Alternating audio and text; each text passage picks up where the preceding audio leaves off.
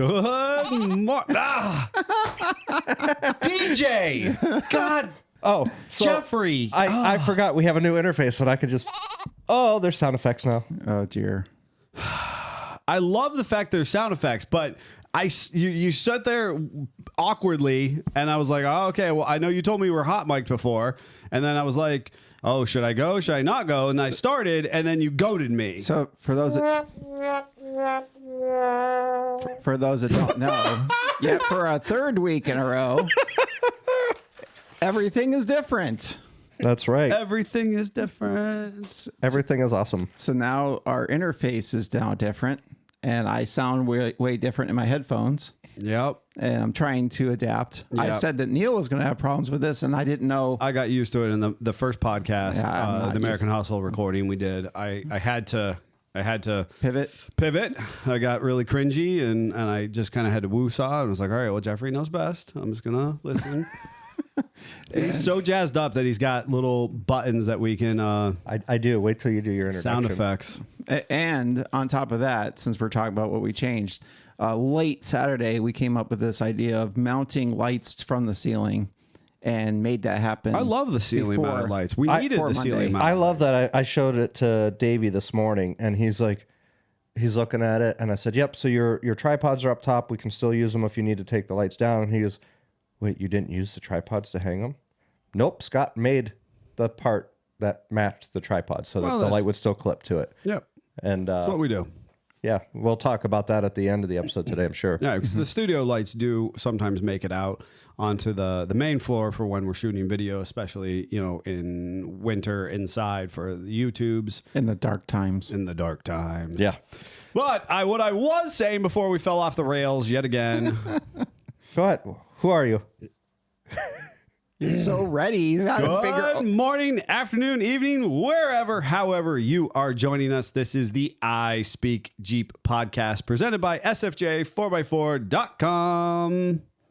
Go ahead. I am joined in Grandma's Couch Studio by Jeff, the Italian Stallion, the producer, and the maddest mad scientist. The mad scientist, Scott Brown. Oh, God. And Neil. My name is Neil. Neil Simpson. Are you ready? The boss. with the 8-bit boss level sound effect. Jeff is having way too much fun over You know what's missing, though? I was really hoping you'd wear the Taco Bell sunglasses because Davey gave me this sound effect. Ooh. Live Moss. there. Yeah. Wow. Jeff is in his glory. Yeah. And this is what we're bringing. This is apparently our A game, folks, that we're bringing for you. Sound effects. In the process of talking Jeeps. Today, we are going to be talking tow rigs, tow pigs. Yeah. And I'm particularly jazzed up. I am also going to rant. Which will come as no surprise. Before you get to that, let me go to the comments. Well, hold on. Okay, which will come as no surprise to if any of you who have not listened. Well, for those of you who listened to me before, I am going to rant a little bit. However, if this is your first time joining us, welcome, thank you, and we appreciate you choosing to prioritize us in your ear holes in some capacity. If you have any interest in what we've got going on in our personal lives, you'll want to stay tuned through the outro where we'll be talking about our activities from this weekend. Though I will tell you that my rant has a fair amount to do with my personal weekend activities. Additionally, we do have a appropriate this program brought to you by message. Yes. In a little bit to share with you as well. Yep. So we will share with you a great and company. I programmed it into the button so I can just press the button and it'll play our awesome. I was going to say the excitement.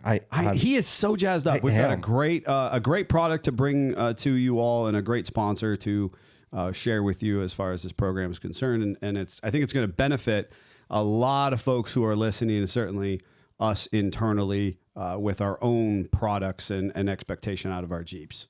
So what do you got, Jeffrey? All right, in the comments, we got Joe O'Brien saying, good morning. Giaga Jeeper saying, good morning, SFJ. Joe O'Brien is then commenting, I beat Nate. It's true. James is laughing. We got Bill McWilliams saying good. And and then Billy Joe saying morning, and then Bill coming back in with morning. Must have hit that enter key. And then Daddy Jeep says, hey guys, morning. And did Jeff get a new toy? I did. I spent money that I don't have, so please go to Patreon and sign up so that you can help pay for this. Then we got Jeannie saying, good morning. I've been trying to be first, never can make it, but it's okay because I've got more points than all of them. Minion got 3 signatures and a trophy for best themed Jeep. Wow. Congrats. She's killing it with Minion this spring. Absolutely. Scott Bennett says, good morning. And then Jeannie again saying, Christian music singers there, beautiful runes. Interesting.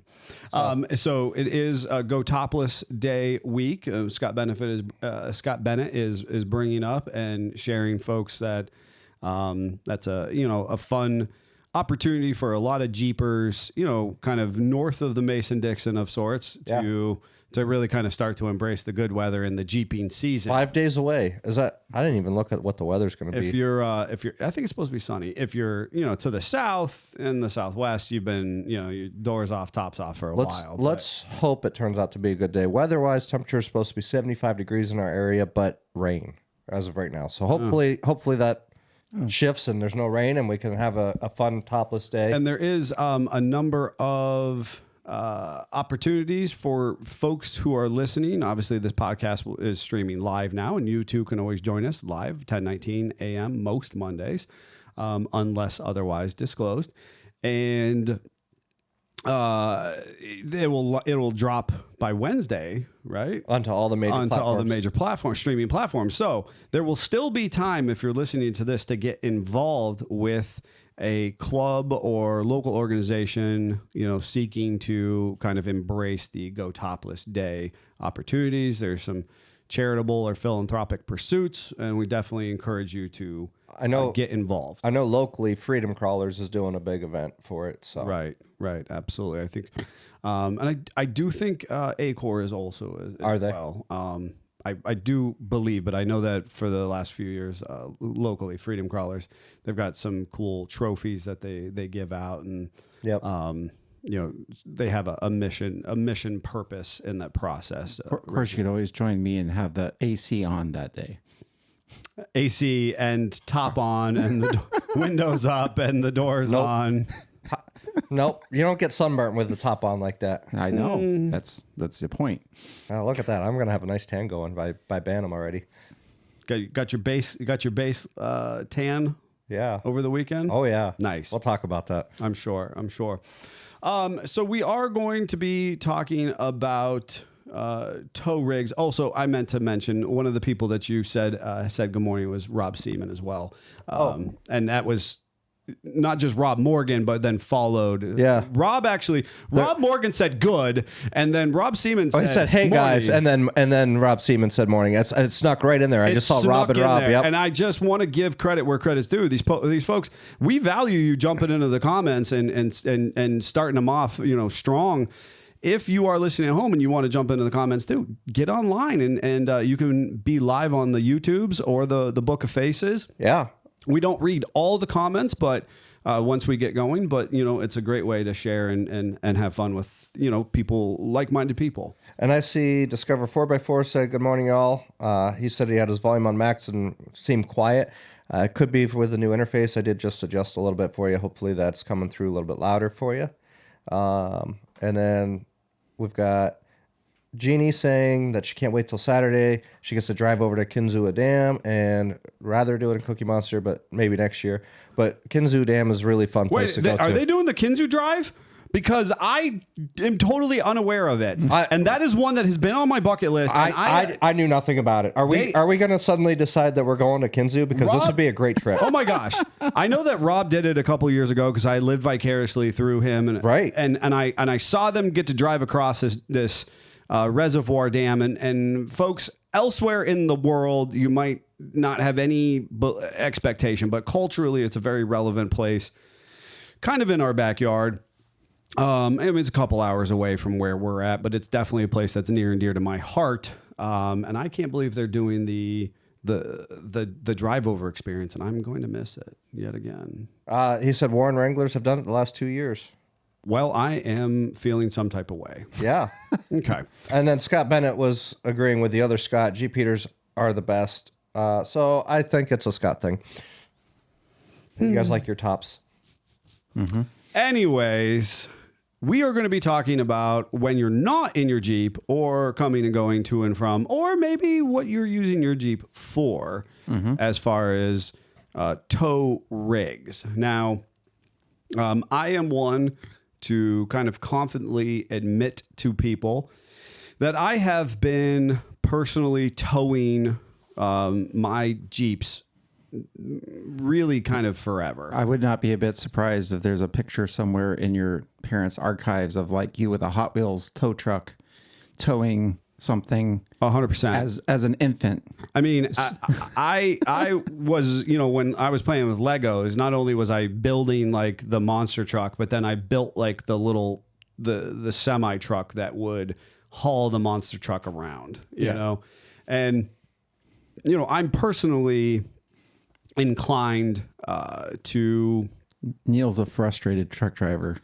I am. And I value everything that our hardworking trucking industry provides us in the States and abroad. And I value what those folks, men and women, do to transport goods, and vehicles being one of the goods. I also have never been affected by the kind of culture to say that Jeepers have to drive to the trail. Now, I think that that's one of the unique things about our world of full-size off-roading is that we can. So it's important because, unlike the side-by-side or the ATV community, they don't get to drive their vehicle to their trailhead, right? Well, they maybe do, but shouldn't. Yeah, I mean, and realistically, if you're talking about, if it's going out west or you're traveling any distance, you're not really getting to drive that side-by-side or ATV. There is the Pan America Trail or the something. There is some type of trail that you can run on a I was actually surprised. I was doing some research on that because it's a very high traffic area around my house for those. And most states you actually can register a side-by-side as some sort of, is like a loophole. Right. So it's like a state-by-state thing. But you're not allowed on any type of interstate. Right. You're not allowed on any type of highway system. So because they're federally not regulated. Right. Yeah. There's a slow vehicle cause, which if the people in B knew how a 4-cylinder Wrangler in the olden days were, that would also be the slow vehicle cause. It probably would not. But thankfully they are not aware. So we can impede traffic flow with the best of them. Legally. Like that 95 YJ I drove to the Carolinas. Yes. Yeah, that was, might as well have been a side. There are absolutely faster side-by-sides. So back to our topic at hand is, so if you have a Jeep that barely can make itself go down the freeway, is it a good tow rig? Well, is it a good tow rig? And quite frankly, I'm here to dispel the myth of needing to drive your Jeep to the trail system. Yes. I support anyone who wants to. Because that gives him a reason to get the trailer and the truck out. That's true. That is 100% true. I'm here to support people who want to add that to their repertoire. And I kind of want to talk about, what my experience been and what I would hope for other people in the community. Now, I know that when we were talking about this topic with you guys, you were like, well, what is, what's it like when your Jeep is your tow rig, yes. Right? Because both of you very much have that as the case. And we've talked in your situation, Scott, despite the fact that you have a camper special, which would have been a heavy 1/2-ton pickup truck. Yep. Which I always was an interesting classification we used to use a lot more, that your Rubicon actually kind of outperforms. Hands down. Yeah. Yeah. My JK outperformed my C10. Yeah. Yeah. And I think it's funny because one of the things I think was admirable when in our quote unquote, younger years of, kind of our shenanigans, your truck was your work truck, despite Yeah. the fact that a 68 C10 by most classification is, meant to be a trophy show, pull it out only to go to the local car cruise. Yes. It was actually funny. I was given a pep talk by my parents early on that I was not to haul anything with it because it has historical plates. And I worked under that expectation until my dad passed, and I inherited his 41 Plymouth pickup, and they made me sign that I wasn't going to use it to haul commercial. And I said, so I can haul with this to the lady? And she's like, well, yeah, it's a truck. I said, game on. Ripped off the Band-Aid. That's so classically your parents. It was like, if this rule is good, then I need to actually reinforce it 30 feet the other way. Correct. So I'm definitely inside the lines. So far inside the line, you know, I can barely even see it. That was exactly your parents' take on things. For me, and this is, oh man, I'm so biting at the bit to rant a little bit here. I had the opportunity. I went camping over the weekend, which I will talk about in more length. And I ended up at a state park campground. I really like state, national. I grew up going to private campgrounds, which are beautiful and fun and interesting. But I end up at I like kind of the historical significance and the reinvestment of those public lands of sorts.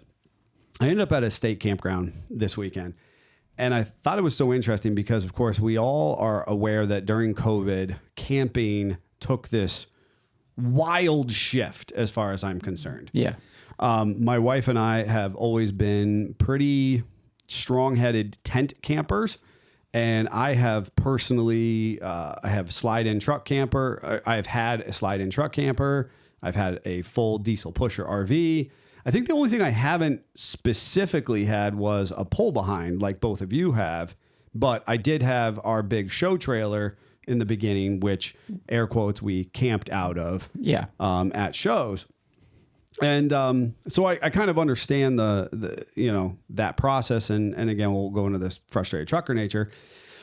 I gotta say, I was a little taken aback, and I'm not exactly 100% sure how to articulate this, but what camping has become is like mind-boggling, because like the calling card of the average, so I was up with the poors, okay, in our tents, and back off the corner of the property, and as you walk this particular straightaway down, people who must have gotten their reservation, I don't know, 2 years ago, are in these, and I'm sorry, folks, you're listening. There are very few campers that are well made. That is a reality. You combine a house with something goes down the road, you're going to have problems. And campers haven't been well made in eons. There is a handful that are very, very well made, but the gross majority look very pretty. Look like a Twinkie. Correct.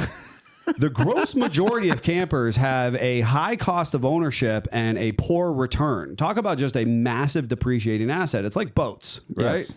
And anyway, so it was like this wild keeping up with the Joneses experience. And they had, just these big bulbous campers, which are gorgeous from 20, 30 feet away. And I'm sure work well for 2 or 3 years before they absolutely start shaking to pieces. And that plywood and hose fittings and all these types of stuff become wildly problematic. But I think what I was more just frustrated by, were they watching their big screen TVs? Was like the rampant use of electronics, and and everybody had a campfire going, but then they had propane stoves or electric stoves. Well, the ambiance of the campfire is really where it's at. I understand that. I do. I genuinely do. Yeah. Right? We all like to play with fire in a controlled environment, and this is a space where you can do it with other people of like minds. But the fact that the pickup trucks were all this cookie cutter GM 3/4 ton or bigger, just friggin' massive, beautiful, brand new leased pickup trucks. They have to be because the campers are so big. But the thing is, they weren't even that big. They weren't the most massive campers I've ever seen. It was just like, it was like these guys had their calling card of this beautiful polished tow rig. And I was just like, dude, 20 years ago, you just kind of like, and like you hoped your heavy half or heavy 3/4 ton pickup truck could like make it to the campsite with your slide-in camper, or you built your tow behind like Jeffrey did, you know. And like now it's like, oh, I better leverage every penny my family has for this diesel Condominium on 3/4 wheels. ton truck pulling this small highly depreciating small condominium on I wheels. just talked to someone about campers, and they talked about a fifth wheel. Obviously, you have to have like a heavy 3/4 or a 1 ton, and it was only $99,000 for the camper. Right. And then you put 50 to 60 for the truck. At least I think I'm being that wasn't what conservative. these trucks were. It's not what these trucks Probably were. 80 trucks. And the thing is, I give credit to about the 4 guys, and because I have a propensity to stare at the tow rigs, there was like 3 or 4 guys who actually had work trucks there, you know, and there wasn't a single Jeep pulling anything. There wasn't a Wrangler or a Gladiator to be found in this maxed out campground, and I was wild. Were you the only limo? I wasn't going to get into my tow rig at that moment. But I really wanted to ask if there was limo parking or not. well, we'll have to. I thought that was a really fun picture, though. People will have to hang out and hear at the end there. Now, in the comments, we got Scott Bennett said, motorhome towing, towed for years with Blue Ox, it's easy. James Highland, with my gas mileage, is becoming necessary to trailer. Face blue, wide eyes. And then Joe Brilla, I absolutely hate towing. Dragging a 1 ton teardrop over the Rockies was not fun. Yeah. So, I mean, and that's funny because I know that Scott has an RV, Scott Bennett has a RV motorhome diesel pusher. I think that his is a pusher, and it's kind of irregardless. Yeah. Regardless.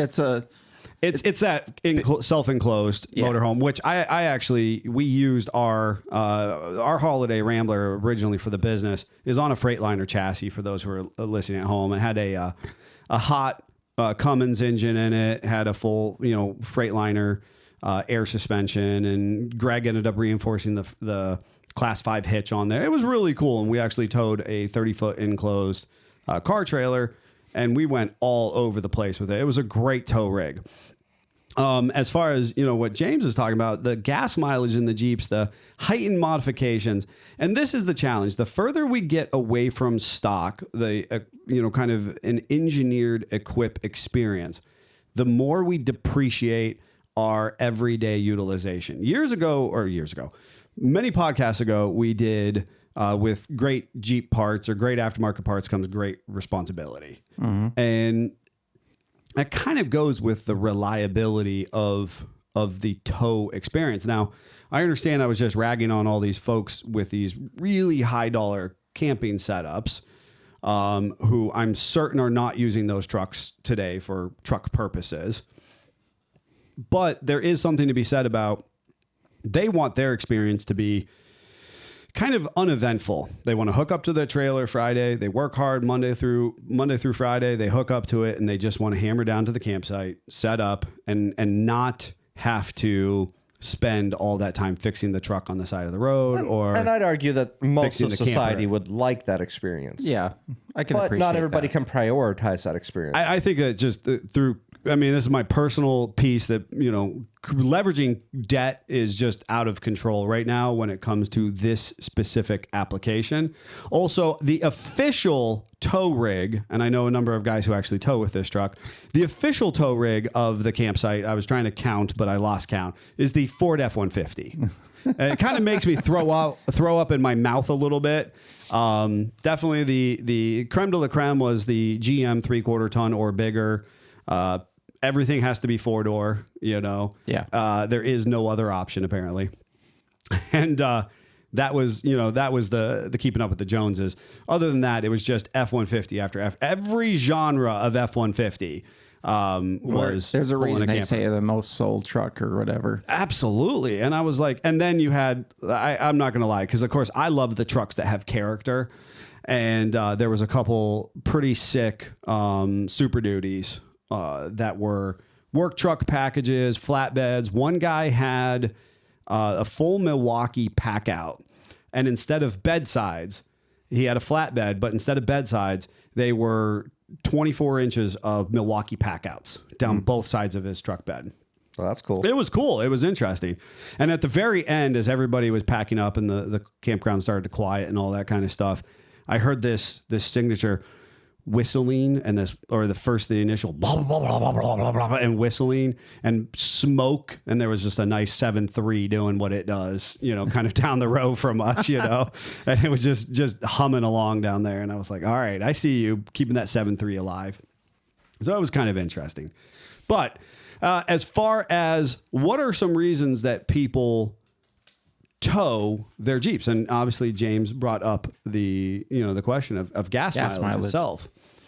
Sometimes it's just how far you've built it. While we try hard ourselves to make it as reliable and as fun to use as possible, when you get past a certain point, you kind of get more into a toy area. Yeah. And it makes it less and less fun to drive it a long distance. So then you start to think about, well, maybe I should put that on a trailer, be comfortable, have the AC blasting, that kind of stuff. I just myself choose that to be a Jeep and whatever I'm towing behind it. Well, and I'm going to sidetrack here that we talked about it a few weeks ago when Jeep had teased us with some of those options when they released that full survey. Size. I think there's quite a few of us who would love to see this out of a Jeep branded vehicle, a 3/4 ton or better tow rig that is a Jeep branded vehicle. Yeah. And yet we don't have that option. So then, those of us who are diehards either go with a Mopar, a Ram of some capacity, or you get whatever you get. Or you add to the F-150 pool. And I think it's fascinating because I think it's so funny to see these F-150s. They're not that much bigger than a Jeep itself. No. And so it's interesting that their tow capacity would be that in excess of a Jeep, right? And so that's the part that I have a hard time wrapping my brain around one of my favorites was probably about a 10-year-old Ram, 3/4 ton, regular cab, long bed, lifted on Nitto mud grapplers. All right, that guy was cool over the weekend. I was like, all right, I see you. I got you, buddy. So I think the biggest problem is back in the day, it makes me sad to say that, everyone had, a square box Chevy or that era Ford or a square Dodge, and we just loaded whatever we wanted to on it until the truck kind of broke in half or cried for mercy. And then we went about our life, and then we unloaded it. Yep. And we didn't really think too much about it. And then sometime in the 90s, we actually started thinking about tow capacities and ratings. Man, I couldn't agree more with you because the way that the internet and there's a whole population of people who are talking about tow rigs at this point. Yep. Who have never towed something in their life, but they have become experts on the internet. They know what the book says. They know exactly what the book and the salesman has said. Back in the day, it was, do you own a truck? Yes or no? If you have a truck, then you load it with crap. And you don't really care if it's throw pillows. Right. And you fill the bed with those. Or if you show up and get, 2 pallets of concrete because... I'll have to listen to my update. Oh God. But I learned today that, over the weekend, a pallet of concrete weighs 1,000 pounds. Oh, that's all? That's not bad. Well, a small pallet. I was going to say a fraction of a pallet. Okay.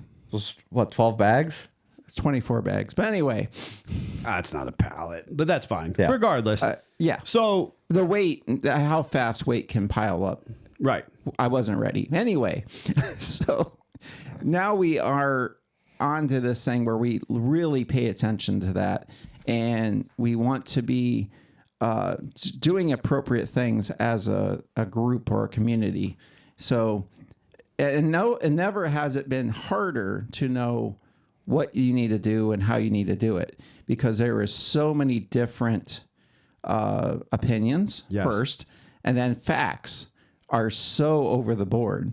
And just because personally gladiators are what I'm most familiar with, there is no shortage of different capacities with a gladiator, and wrong information, and inappropriately ordered trucks as well. So because of that, we end up in a situation where someone can go and see a max tow gladiator doing 7,650 pounds and 50, and think, oh, I can do that. And they go to the local Jeep dealer, and they look at the lot and they go, oh, look at that little black Sport over there. I'll buy that and I can do that. Mm-hmm. Oh, wait a minute. It doesn't have a hitch on it. Oh, I need to put a hitch on it so I can tow. That truck born was a 4,000 pound tow rating. Wait a second. You can have a 4,000 pound gladiator, 4,000 pound tow rated gladiator. Yes. With And you can have a 7,650 pound. There's a 3,000 plus Yes. rating there. Yep. That's a whole another trailer load of stuff. Wait. Just from a Gladiator Sport, you can go from 4,000 to 7,650. depending on There's how also a it's optioned. 6,000 in there. Just depending on how it's optioned. Yep. And to make it even more confusing, so you take the same situation, so that what that basically, one had a hitch from the factory, one didn't, kind of thing, and the 7650 obviously is a max tow, so it has a couple other things we'll get to.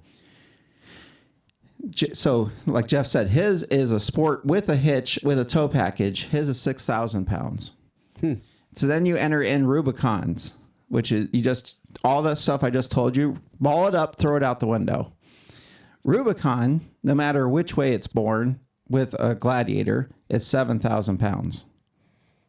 Doesn't matter if it had a hitch from the factory or not, as we found out. Because my Gladiator, for some reason, was born with a bumper ball, no 2-inch receiver. Yep. And then someone immediately put a 2-inch receiver on it. As they should have.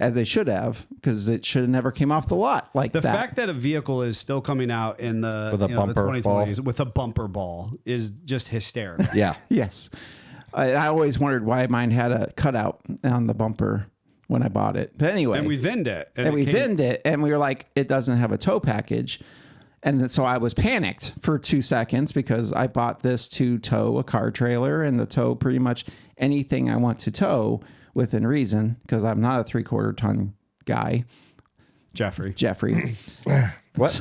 So then we found out that if it was a Rubicon, it kind of doesn't matter. Is 7,000 pounds, which, I'm never going to really get to the limit of the truck.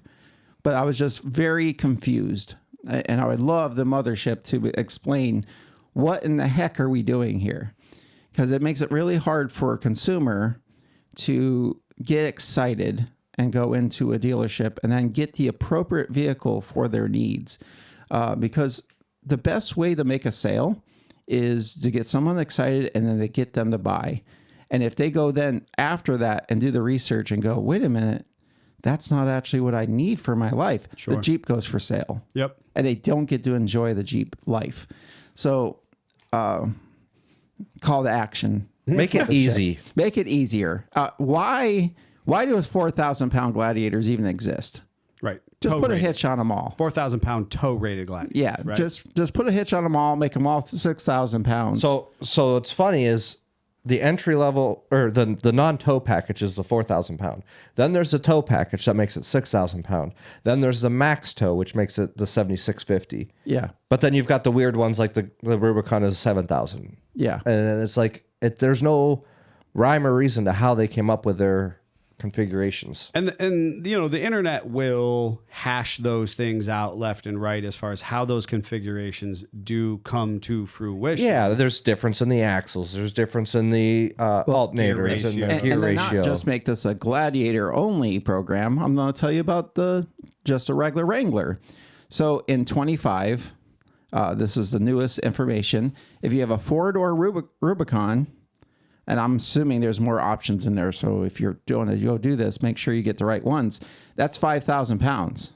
It's unheard of out of a Wrangler. Right. If you have a most regular we've ever heard. 4-door, it's 3,500 pounds. What? Which is where you used to be. Right. And then if you have a 2-door, you're with the Porsche and you're in the 2,000 pounds. 2,000 pound range. Always. He's so excited. Wow. He was ready. He was ready. So anyway, and I would say 2,000 pounds for a 2-door has been pretty much the towing capacity of a Jeep soft top forevers. Yes. Unless you're in World War II for the GIs, and then you just put as much on until the Jeep breaks. Yeah. And then you got the guys back out and they just shoved it along. Yeah. You know, like a wheelbarrow. So then, just because I had a JK and I know how confusing that was, if you have a Rubicon 4-door, it's 3,500 pounds. If you have a Sport 4-door or a Sahara, it's 2,500 pounds. And again, 2-doors pretty much always been 2,000 pounds. So even though in the JKs, this is where I originally got passionate about it. Yes, you have a 30 front axle, but pretty much all JKs were born with a 44 rear. Doesn't kind of matter. So the only main difference, because the brakes are the same, the frame's the same, transmission's the same, engine's the same, is the front axle, which I personally feel like does very little when you're towing. Right.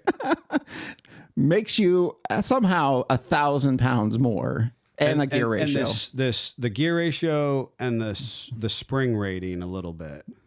The coil springs. Meh. Right? I know. That's what I'm saying. It's a big meh. Yeah. And the challenge, folks, is that when it comes to choosing whether or not you're going to tow your Jeep or tow with your Jeep, and, you know, the argument is oftentimes about any vehicle can kind of get a load moving, right? And I think that's if we go back to olden days, that's what we did. That's a thing is that the olden days, I mean, you had a regular cab day tractor semi truck that had a pretty underwhelming engine. In fact, the 6-cylinder engine that is commonly found in a lot of the Willys pickup trucks, the FC, you know, that was at that point in time the Super Hurricane flathead. That was actually a similar design under the Continental branding, was used in a number of industrial applications. I'll do you one better. So we're going to go off topic for 2 seconds with brand. So we have my Ford flathead in my car. Right. It had 100-ish horsepower. Mm-hmm. What did they put in the big cab over semi Fords in the 30s? Not that. That. Oh, they did put that at 100. They put 100 horsepower in its best day. Right. And you just, and the thing is, what that was, it was not about horsepowers then. It was about gears. Yeah. And the driver was to know and understand the gears. And then also the planted feeling that the vehicle, you know, produced, and then the brakes. Yeah. Right. And that's really what you were kind of prioritizing over, you know, your standard small vehicle application. Yep. And I think that, you know, as you kind of noodle on whether or not you should be towing your Jeep or towing with your Jeep, those are the things that you want to be looking at, you want to be considering. And because again, you know, the stuff that gets thrown around on the internet is that pretty much any vehicle can get a load rolling. Mm-hmm. It's about controlling the load in, you know, less than desirable conditions and stopping in, you know, accident prone situations. And it goes without saying, but I'll say it anyway. If I don't care what your tow capacity is, if you're not comfortable towing that amount of weight, then you shouldn't do it. Mm-hmm. So if you could have the biggest 1 ton ever, if you put a load in the back and suddenly you don't like the way the truck feels, you need to change something. Sure. I'm also going to add the fact that once you start adding weight, the more weight you add behind it, the longer you need to stop. I don't care what brakes you have. Yeah. You need to account for that extra stopping distance. Yep. But, you know, one of the things that I want to try to add too is that as we're doing this towing across the country, things like that, some of the things that come up and I know from experience, would be windshield damage, and that would bring us to our sponsor. So I think we transition into the sponsor read real quick. Sure. Here at the shop, we know what it takes to keep a Jeep ready for anything. After years in the garage, I've seen too many adventures end with a cracked windshield. That's why I like Windshield Defense by Racing Optics. Think of it like a screen protector for your phone, only this one's triple layered, race tested, and made for the wild. It installs in less than 20 minutes right in your garage or at the shop. Made in the USA, engineered for clarity, and tough enough for the roughest trails, Windshield Defense keeps your view clear and your windshield safe. Whether you're restoring a classic TJ or pushing a Gladiator to its limits, you're buying time, saving money, and protecting your investment. Right now, use code SFJ20 at windshieldefense.com and save 20%. That's windshieldefense.com, promo code SFJ20, the clear choice. So that's Windshield Defense by Racing Optics, and it's like a triple layer film, basically, like race cars would have. Yeah, and we're going to be installing it on a couple Gladiators. Yeah. Or a Gladiator and And a JL. a JL. And this is near and dear to Jeff's heart because he's lost many a windshield. Well, and interestingly enough, The we're current actually, crack in the windshield was not my fault, well, but we're actually going to be installing it on Johnny 5, Yeah. which is a massive Gladiator, Yeah. which in part of this conversation, it was actually a Gladiator that is largely trailered. And, Yeah. and so not only do we have the added protection of the fact that when it's on the trailer, the windshield will be protected from rock chips, because that's actually pretty common. Yep. But the thing is, it's a very impressive looking vehicle, but I pull no punches to say it's going to live a bulk of its life on the back of a flatbed. Now, the thing is, it did just confidently make a 4 or 5 hour drive from its home location to our shop just recently. And so it is capable of driving, but for a number of reasons, I've personally thrown it on the back of a flatbed on our wedge on the before. wedge. Yep. And I know that the owner, he also flatbeds his in the process. Now, it is also tow capable, but when you start going into towing and we've added all this weight to the vehicle, that also changes things. Yes. And you know, and that's a great observation, because we have all these rules and regulations that, again, we people will get really hung up on. It does not, in those situations, that original manufacturer does not take into account all of the heavy bumpers that we put on, all the armor, the bed organization systems, oversized, massive oversized tires. Yep. And so, yes, maybe you had a 7,000 pound tow rating before, but now you are on 40s and, full overland gear. You probably are not capable. I mean, honestly, Joe Brilla brought it up where they have a beautiful tow behind camper, and they had a great 2015 Rubicon JK 3,500 pound from the factory. And so while everything was reasonably should have jived together well, their JK, when they were making the trip, had steel bumpers and winch and a full Roof rack. Gobi roof rack, and had all of their for the gear. trip. And it was all loaded. And so, yeah, it was not ideal to pull. Once it was fully, outfitted, it was not ideal. It did the job. But as far as when you're considering your own tow rig, will it do it longitudinally? Will it do it regularly? And so I speak from this position because I've personally never owned a truck under a 3/4 ton. Mm-hmm. Additionally, the ones that are most longitudinal for me. What about your Comanche? Oh, Wow, way to call him out. So the funny thing is, I wouldn't even consider that a tow rig. Yeah. Though the fact that I did have it hooked up to a car trailer and whatnot. But in my brain, it's not even a tow rig. But somebody it is. Yeah. All right. It has a fair. hitch. That's fair. It had a hitch. Speaking of, I think this is a good point to explain one more fact about Gladiators. What is a max tow and what makes it special? So a max tow, why it's different than all the other Gladiators is because it has Rubicon axles without the Rubicon. Mm-hmm. Yep. They're wider.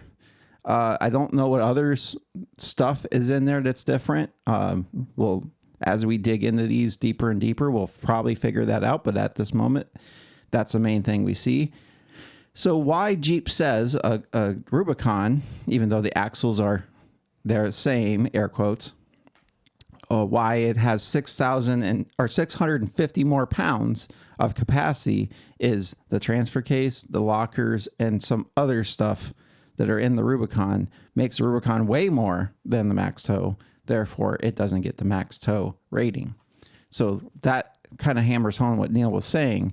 Do you feel that it's 650 pounds difference of weight, though? I don't. Right. But it kind of goes without saying that what he literally elicited to of, I don't think about adding that bed cover, or adding the full size matching spare, which are all things. Or the roof rack that now has created wind drag and additional full steel garb there. And has raised your center of gravity. And weight and all that kind of stuff. So again, that's one of the reasons why when you come into us, we say, how are you going to use your Jeep? What is your intended use? Because really you can't be cookie cutter for it, because just because your neighbor can have all that overlanding gear, well, maybe he doesn't tow, and maybe you're going to tow, and therefore your Jeeps can't be the same. Yeah. Well, and I think that the whole intended use is valuable, because as a culture, things have changed. And that's kind of what I was talking about, the campers and the camping at this point. These folks have chosen to leverage debt to pay for a truck and a trailer that will have little overhead or maintenance when it comes to elbow grease, because they want to invest fully into that getaway experience. Whereas in the off-road community, sometimes our focus is on the experience on our rig off-road, the actual Jeep or 4x4 that we're using off-road. And so sometimes our tow rig is just something that will get the job done. I find it to be a lot more character inducing. I think it's very interesting or fun. I certainly have seen some pretty unique tow rigs. Schoolies are very, popular right now as far as... I want to actually go to the comments, because there was a comment about that anyways. Okay. And we've got a bunch of comments in here. So back to when we were talking about the F-150s, Daddy Jeep goes, ew, F-150s are gross. Yep. Says the guy who tows with a Cadillac. Giaga Jeepers, our 13-foot Intech Pursue weighs 2,000 pounds, and our Tuska America camper Hitch only weighs 190 and fits on any 5x8 trailer. Super easy tow for either Jeep. Sure, that's a good pick. Daddy Jeep tows because he treats his Jeep poorly when he's wheeling. That's exactly Seen why that I happen. tow. And then he said also that it wouldn't really be enjoyable driving the YJ on the highway for 4 hours. That's fair. The YJ is purpose built, right? That's the whole conversation. I understand this whole drive your Jeep. There's this badge of honor that's you drove your Jeep to the trail. I'm not here for it. I'm here to break that stigma, and I want to get to the trail reliably, and I want to wheel hard, and I want to get home. I break too many things off road. You do. That's true. Jaga Jeeper said, "Don't worry about the mule. Just load the wagon." Mm-hmm. Joe O'Brien said, how about the people that convert old school buses to camper tow rigs, which is what you were just talking about. Mm-hmm. Charles joined us from Texas. And then David says, Chevy Heavy half or the camper special edition is what he grew up with in the day. Mm-hmm. That was a cool truck at one time. And then Charles said, I know I've been listening to y'all for a couple of years now, and you're all my favorite. Well, thank you, Charles. Thank you very much.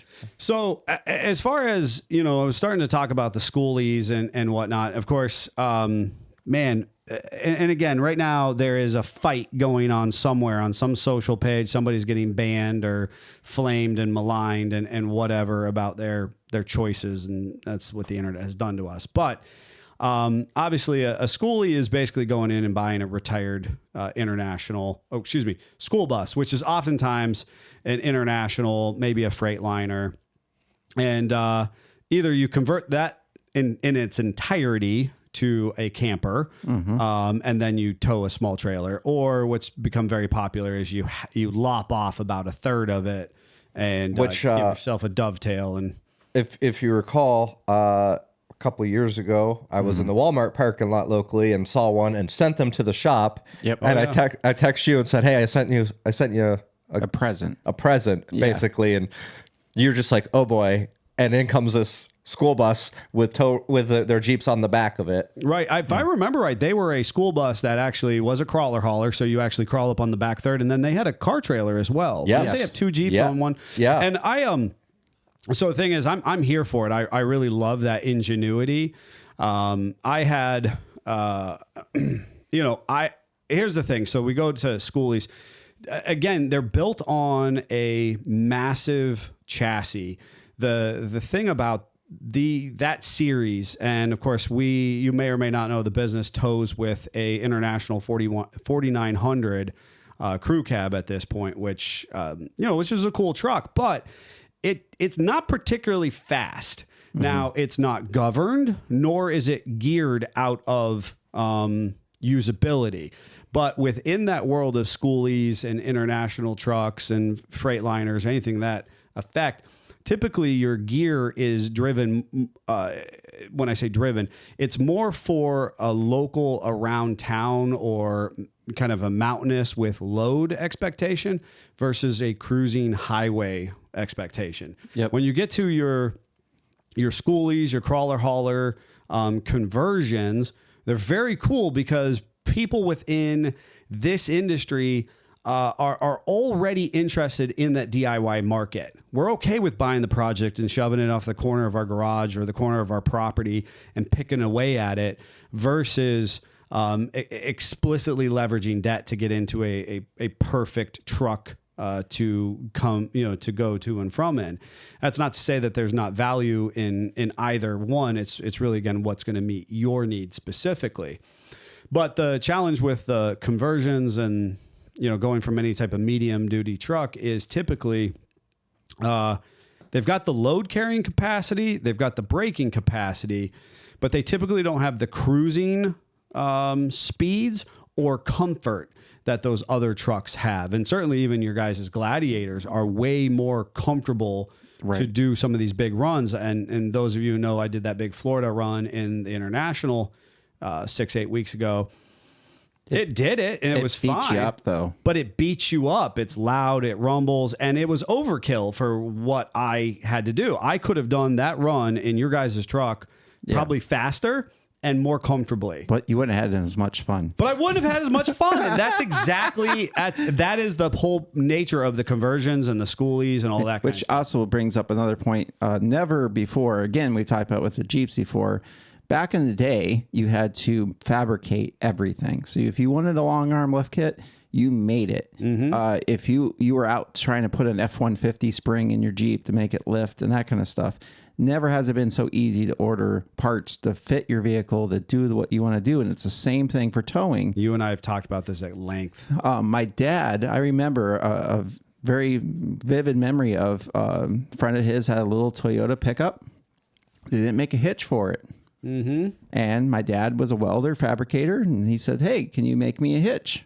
Yep. Well, that happened across America. Yes. Now, the problem with that is maybe, my dad could weld pretty well and that kind of stuff. So it was a good hitch, but how do you rate that hitch? Yep. And then the guy over here with the 110 buzz box that's thinking he can weld a hitch. Yes. That can't. Obviously, his capacity is lower. So now we have the Wild West. On the highway. Towing everything we could pile on it. Yep. Because that's what it was. So we had a blatant disregard for any of those safety practices. And it's crazy to think. We're literally talking early 2000s. We're really 90s. just talking 20 years ago, 30 years ago. And now it has never been so easy. Again, all you have to do is burn your credit to go buy that 1-ton 4-door high capacity truck.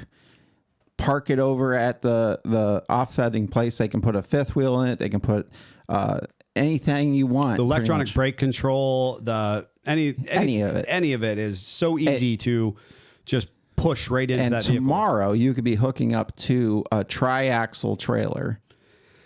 And I think that this is the challenge that maybe Joe was bringing up when we talk about a little bit of that world in the crawler hauler. And certainly I know that I did in my RV It was already a 40-foot diesel pusher, and I put another 30 feet behind it. If I was a commercial enterprise, I would have actually had to register as an oversized load in some states, specifically California. But regardless, sitting over 70 feet long, articulated in the middle, I would have actually had to adhere to different rules and regs. But because of it being a recreational vehicle at the front, the vehicle was very much capable of it. I felt like I was inclined as a professional, and the equipment matched because, again, when we had failures, we reinforced, we made it better, But in theory, any Joe Blow can get behind one of these schoolies, or even that leveraged, credited 3/4 1-ton, even that F-150 that has a massive tow package, and run down the highway with a camper behind it. Yes. And that's one of the challenges when we were making things, you developed as your skills developed. Yes. Kind of scenario where, I've been towing, but now I need a better hitch. So I'm going to make a hitch. Oh, that broke. Now I need to figure out how to make it stronger, that kind of stuff. So your skills develop slowly as your capacity develops slowly. Now we can go out tomorrow and be towing 20,000 pounds. At minimum. Grandma, who's only ever drove that little tiny car, goes out and gets a truck and she could giant camper and never driven something like that. Could down the road. Hauled There's no special trailer. license, no classes, nothing. Yeah. And that is where there is a massive concern amongst a number of people within the trailering community. Now, that's not to say that is a huge, that's the mainstream, that's the bell curve of people. It's just a new category of folks who have emerged because the vehicles are so capable right out of the box. Yep. And you and I have talked because I cannot for the life of me get rid of this 2003 1-ton Cummins diesel, Dodge Ram. Yep. And I can't get rid of it for my own personal reasons. Psychosis. Yeah. And yet I know that on its best day at this point in time, being a 22-year-old truck, that if I was to go out and buy a modern day 3/4 ton, it would largely run circles around that 1 ton. Because now, again, we've never developed stuff so purpose built before. Perfect example, sort of off, but my Gladiator literally has a Mopar trailer brake controller that goes in the dash. It's made for the truck, works flawlessly, doesn't take up any extra room. They designed that truck to do that. Correct. Where back in the day, you got your tech screws and you screwed it to the bottom of the metal dash somewhere. Well, I'm not calling you out, Jeff. My Sport has call yourself P2 out, in it, but that's fine. I would say if you want to call yourself out, I'm gonna call it out because it is something that you have to consider. Is that not all vehicles are equipped with a brake controller, but if you're towing something that has trailer brakes, you need to put a brake controller in. Oh, and it makes all the difference. The nice thing about the Gladiators is they are plug and play for those external controllers. Well, some, for the most part, we think. We believe. Well, that was confidence. Well, it's just because, again, Chrysler has made it so hard. We have gotten into situations where it should be plug and play, and then we get in there, it's not, for various reasons, because it's a little confusing right now. Well, and there's a whole, if you wanted to use Mopar stuff, and I want to clear this up and put this out there. The conversation of plug and play is relative because if you go to an aftermarket shop and you buy a Mopar brake controller and a Mopar wiring harness, you're still going to need to reflash the vehicle. Correct. Because that's what the dealership had intended.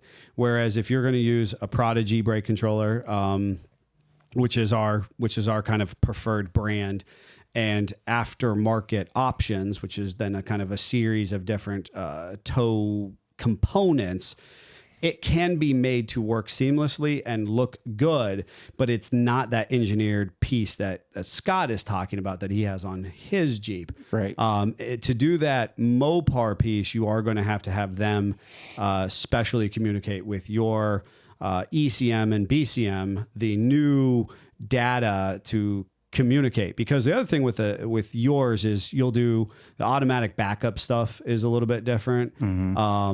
There's like a blackout version. There's things that the Jeep will do that is automated, Whereas, what Jeffrey's experience is, you just have to know that like, hey, there's going to be some beeping when I go into reverse because it's going to see a load right there or something. I don't know if that's actually the thing, but that's fine. Something There are effect. differences. There are little differences. There are like differences that are like, oh, I'll just have to deal with that. Yep. And that's really what it comes down to. I mean, I think that the big thing is we're at the time. very end of the episode, so that's what I'm trying. Yep. So I think Nope. the No, big you're thing. I would have been done. He literally riled me up so that he could blow the clown horn on purpose. He literally did that. He did. He knew exactly what he was doing. He knew that I was trying to close out. I can see the clock just like anybody else. I know you can. And he riled me up. I knew what I was doing. So that he could blow the clown air horn at me. Wah, wah, wah. Thank God that 2 drums and a cymbal fall off a cliff.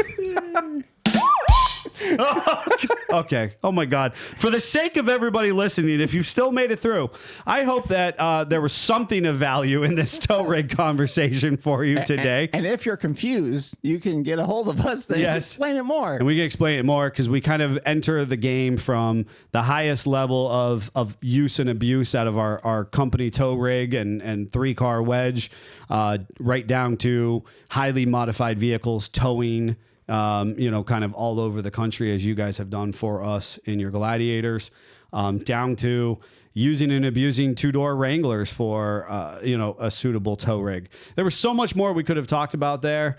Maybe we'll have to break that down into some specialized segments in the future. Certainly, I had fun with Jeffrey's new mixer board today, and we'd love to know what you thought about it. Let us know. You can text us, 440-855-2100. Let us know how things are going on your end for us. And if you're interested to know how our weekends were, stay tuned after the outro credits. Until then, Jeep on. Jeep on. Jeep on.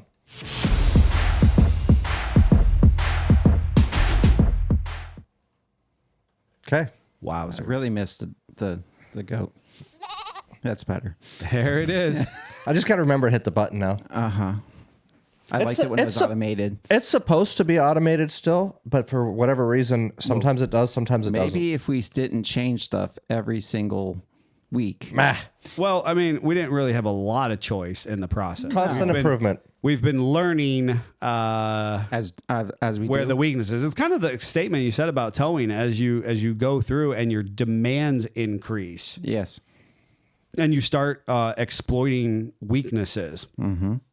Now we have to start to figure out how to adapt and overcome that. Yep. But in the process, I'm not feeling so fuzzy because the sound quality in my headphones is driving me nuts. Well, It's so bad. I'm sure. And Jeff has been responding to people's statements online, and he keeps playing with things left and right. And I'm like, oh my God. Well, also trying to be professional. learning the mic placements. Like Scott's mic is just absolutely clipping because it's right on his mouth, and I keep like trying to We just have to say hint. it. Well, I could have just told you to take it away without anybody for me. I was waiting But- for that. So there and is. you didn't do it. Well, so there's a lot of learning curve with a new system and a new board, and I think we'll get through it. Yeah, and it's just a moment we're passing through.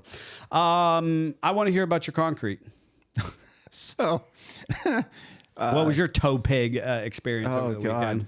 So we found out that my little John Deere tractor will confidently pick up about 2 feet, 850-ish pounds, plus the forks, plus the carriage.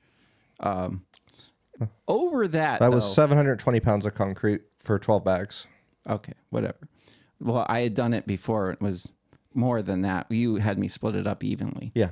But anyway, which is crazy because, again, we're talking about tow capacities and lifting capacities. Your tractor, which is much bigger than mine or fairly bigger than mine, has what, a 1,200-pound pick capacity? It's 15 at the pins, At the and pins. so we're probably comfortable in the 1,100 to 1,200 pounds. So So I've exploited it. So I have a pallet on my forks, and I have one row of bags at the back of the pallet at the tractor, and then I have a second row equally as tall, and the tractor would easily pick that up again waist high. Now, as we shut the tractor off and as we're working, it's slowly Creeping down on you. creep down, but I expect that when Sure. I've done that. But any which way. So right after work, we went over to Jeff's and we got his cement mixer. Mm-hmm.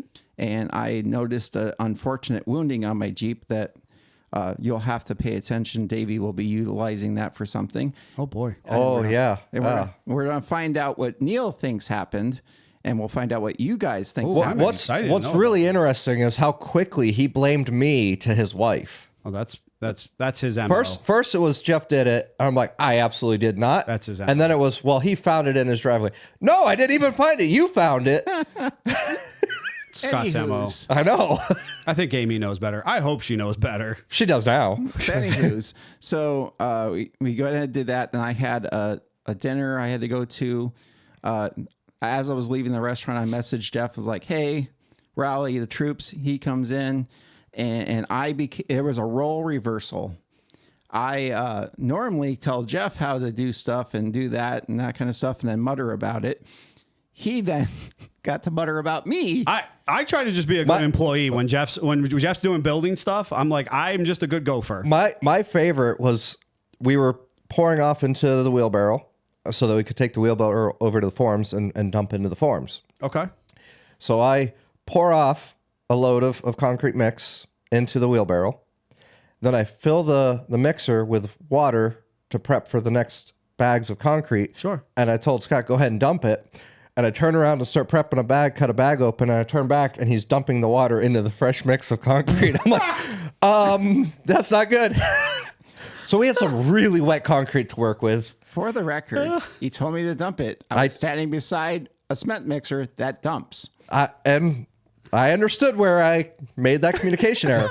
But prior to that, he had gratefully done a good job of taking the wheelbarrow over and dumping into the forms. Well, yes, so you just Well, assumed he was gonna do the same. scooping. He was using the spade. Oh, so you should have said, "Scoop this load now." Well, scoop this one. No. At the same time, my wife is belittling me, saying that, well, while you're doing it okay, you're taking forever because you just should be doing it this other way. He wasn't even doing full shovel loads. He was doing like a pea-sized shovel load at a time and just transferring. But I wasn't saying anything. I was like, whatever. I'll just keep mixing. It's giving me time to mix. Right.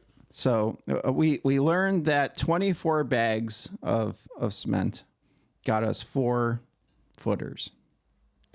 Just 4. Just he needs 4. 24. Oh. So he needs 90 60-pound bags to finish the rest of them. I wasn't ready. Yeah.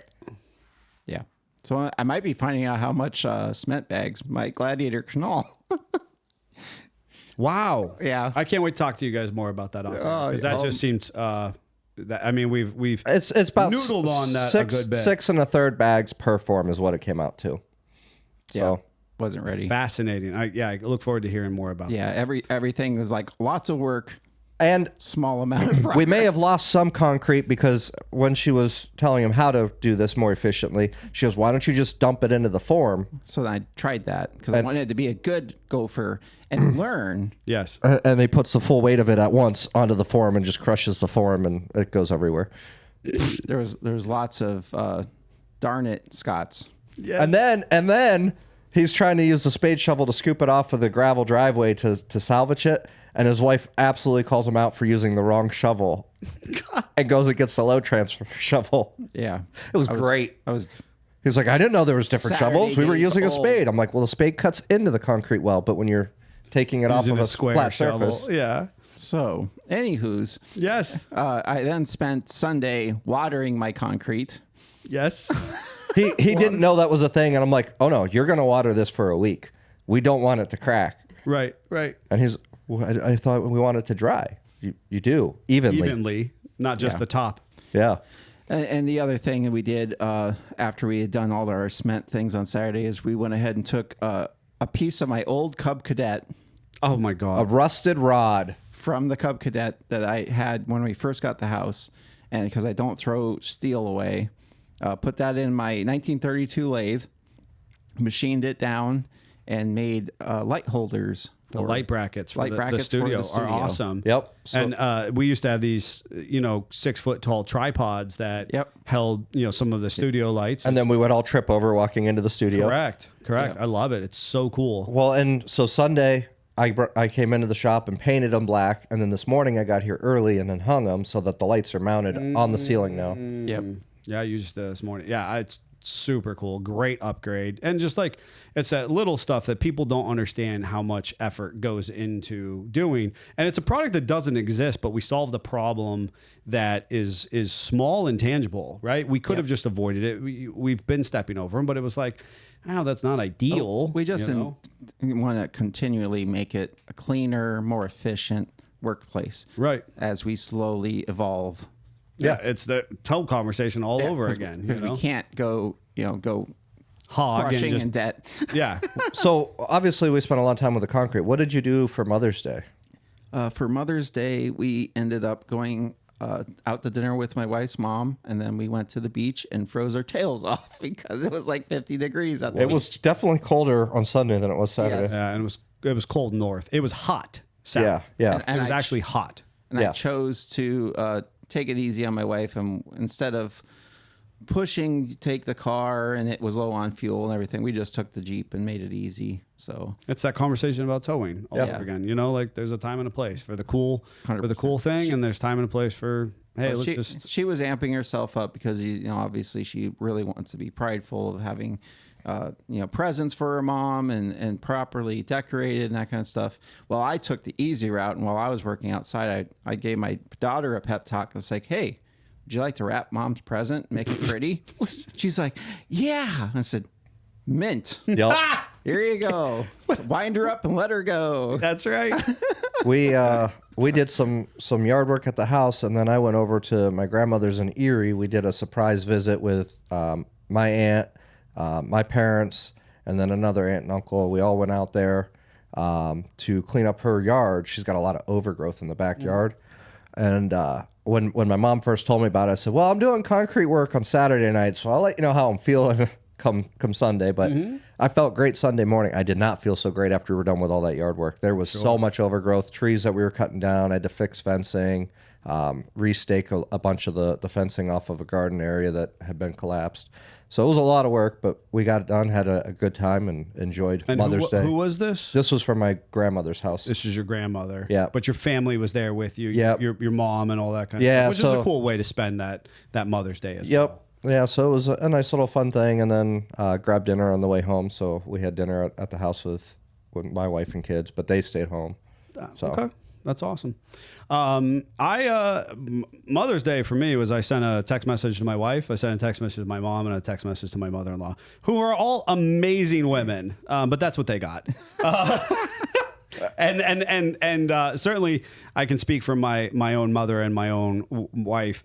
My wife got a day without me, I guess. Yeah, right. They're perfectly happy with that. We don't make a big deal out of the holiday. I do think that it's valuable for a lot of people who are so engrossed or busy otherwise to try and set this day aside. But these people are people that we appreciate and spend time with all the time. So Well, it's just like Father's Day. It's the same expectation. Like, cool, yay. And then, But it's the appreciation for the hard work that the moms put into raising the kids, helping with the house and the chores, and it's a 24/7 job. Sure. So- Or in my wife's situation, she's full-time employed and Correct. involved in all these other pursuits. She really just wants a guilt-free nap, and so that is what her Mother's Day present is every year. With that said, as you guys know, I went camping. Yeah. And You were planning this camping trip for weeks, but you got your tent the day of. yeah.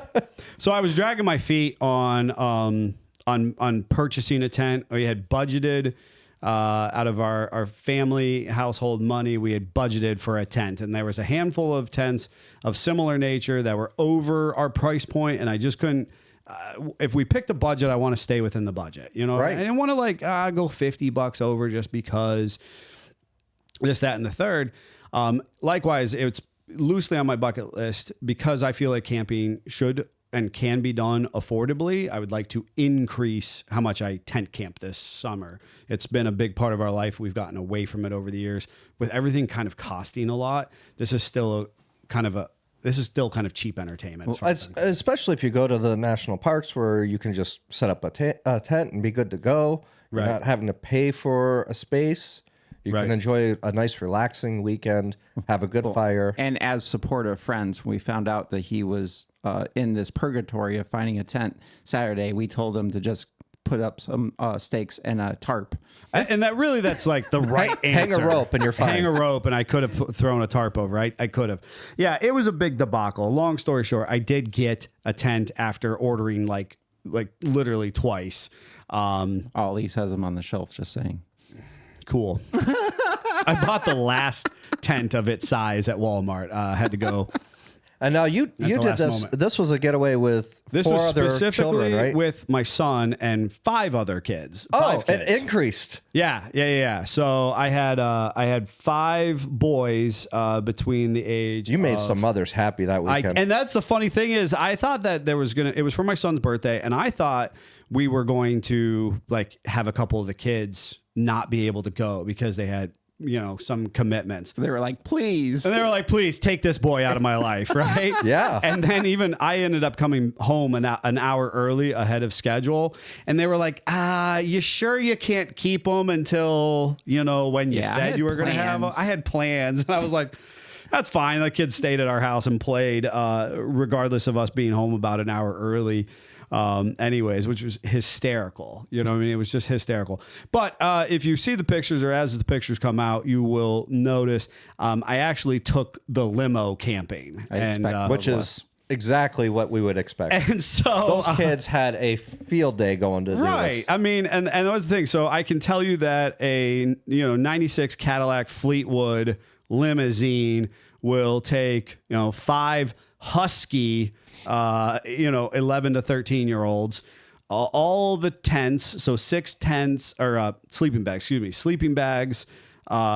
coolers, tarps and sleeping pad and all the food you could possibly, because my thing was, And one match. and no lighter, actually. Did you have to do the old school? I had to go Rubbing humble sticks? myself and go ask one of our new neighbors. I showed up in a Cadillac limousine, but I don't have anything to light my fire with. You taught. That's terrible. You taught Girl Scouts. I did. How did you not just do the old school kindling fire? You know what? It wasn't here Couple for sticks. it. Couple sticks and rub. Nope. Yeah. Nope. I went and got a little propane lighter from the I'm neighbor. a little ashamed. It was a great time was had by all. It was hot where we were. That was neat because we were away from that ice cube that is the Great Lakes. Yeah. And we had a beautiful time. I think it's one that these boys, some of them had never been tent camping outside of their backyards, or they were so young, and we had a great experience. So many good hysterical stories, and it was definitely well worth it. And of course, we made people in the campground happy because they kept like going by and they're like, "There's a limousine." Yeah. Bless you. There's a limo, and like kids would stop and take pictures of it. And of course, we're in a route to the campground it's rural. We had like people on scooters and bicycles like taking pictures of it as it went by. And I'm thinking, if you only knew this was just some schlep who really likes vehicles, I just happened to have opportunity to buy a limousine. Well, that's why I couldn't help myself when you're like, I'm over with the poors in a Cadillac limousine. Yeah, that's true. That's true. I mean, it's an old one. It's older. I could use some love, but overall, limo. it still runs, drives. It's great. It's still a limo. They're always a limo. that's so It's fun to always drive a limo. too. Until next time, Jeep on. Jeep on. Jeep on.